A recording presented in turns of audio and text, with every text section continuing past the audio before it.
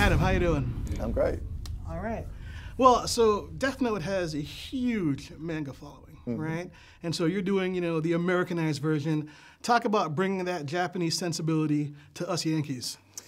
Well, yeah, I mean, like that was kind of the fun of it was actually, looking at Death Note in kind of a new light, because the film had been adapted in Japan, a couple times, and even the anime is an adaptation of the manga, and I think there's a musical in there somewhere, So it's one of those things that's been pretty well covered, and so for us it was always about like let's look at this in a new light, like what happens when you set this in Seattle, and all the things that can entail there, and but it was always about like even though a lot of the the details were going to change within it. We always wanted the kind of core philosophy of Death Note, the exploration of good and evil and the gray area in between and the cat and mouse chase between Light and Ale to still be there, but we wanted it, the characters and everything else to have a new kind of feel and context to them. Well, let's follow up on that question. Do you think Light is a hero or a villain?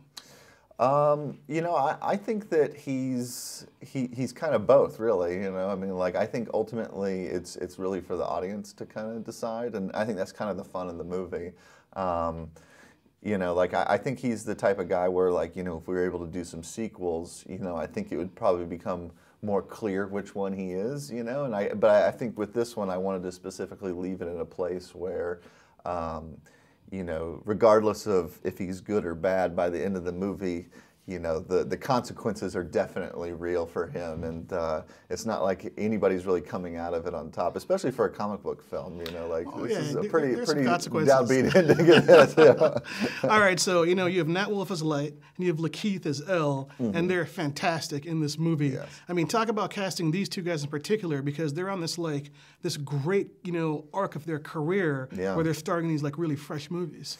Well, yeah, like with Lakeith, like for instance, like the character of Elle was probably the hardest character in the whole film to cast. Like we looked at so many actors from all different parts of the world, and and ultimately what I was looking for was for somebody that could do something that I wasn't expecting. And he was really like the only person who showed up and just kind of did his own thing, and that's what excited me and wanted me to bring him in on this. And with Nat, that again, like a really challenging role to cast, because anytime you're dealing with high school kids, it means that the actor is literally younger, which means that by proxy he's probably going to have less experience than older actors.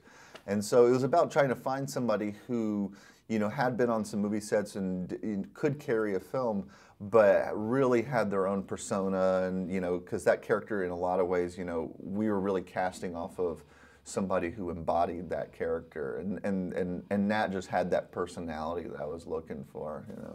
Right on. So, I'm looking at your career, and you've done a lot of good stuff in horror, and every film has been bigger and bigger and bigger. This is obviously the biggest film, but now you're doing Godzilla versus Kong, right? But what I don't understand in preparing for this interview is that a sequel to the sequel to Godzilla next year, or is that like a whole standalone movie? That's right. I mean, technically it's a sequel to Godzilla and Kong, but yeah, there's Godzilla 2, which they're filming right now. We have some of the cast that's from that one, so if anything, it's probably the most direct sequel to that movie, and so they're kind of stacking them up, and it's very exciting. We're still in the early phases of it, but this is the MonsterVerse, right? This whole thing they're building up. That's right. Have they discussed any lead actors for that film yet? Have you looked at anybody in particular? Yeah, I mean, just in terms of the characters that are carrying over, we're still in such an early phase. With it that we're still in the kind of writing phase, so there's definitely a lot of new characters in our film that aren't in Godzilla 2, but it's still just early. So. All right. Well, I'm rooting for Godzilla. That's all I'm saying. I hear you. Thanks, Adam. Thanks. Cheers. Thanks.